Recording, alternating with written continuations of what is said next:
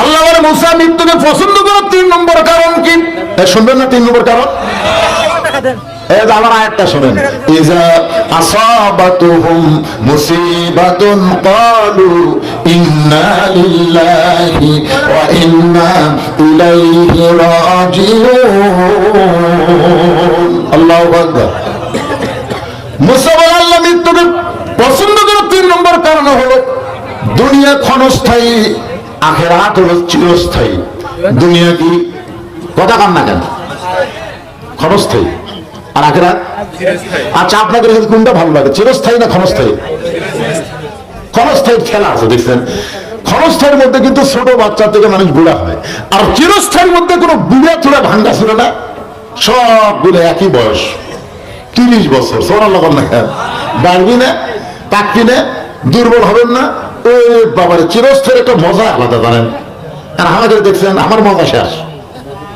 আপনার যখন প্রথম ওয়াজ করতে আসতাম কি মজা, মোটরসাইকেলে আসতাম, সমস্ত গাড়ি ওভারটেক করে আমি মোটরসাইকেল চালাতাম। আর এখন মোটরসাইকেল দেখলে আমার ভয় লাগে।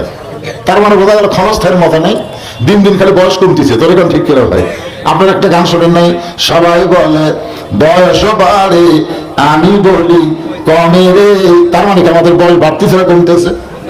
মুসা বলে আল্লাহ মৃত্যুকে পছন্দ করার 3 নম্বর কারণ হলো ক্ষণস্থায়ী জীবনের পরিসমাপ্তি হবে, মৃত্যুর মাধ্যমে চিরস্থায়ী জীবন পাওয়া যাবে।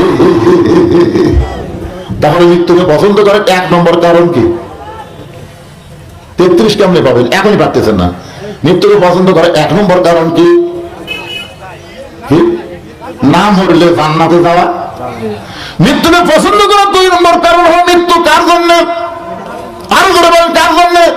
এই মরা তো লাগবেই বলে, এই কথা বলতে কি হয়, এটা যদি আল্লাহ কবুল করে আমরা মরবো কার জন্য? আরো জোরে।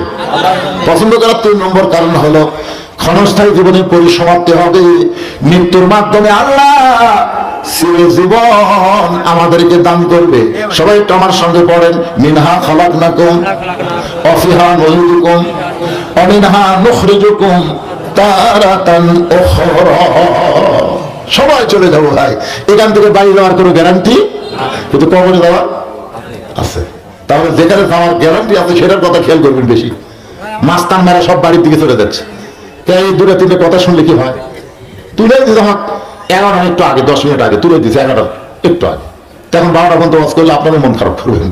এই জন্য যাই হোক, একটা কমপ্লিট অল্প সময় একটা কমপ্লিট আলোচনা আপনাদেরকে শোনালাম। আল্লাহ আমাদের সকলকে বুঝ মোতাবেক আমল করার তৌফিক দিন। আল্লাহ।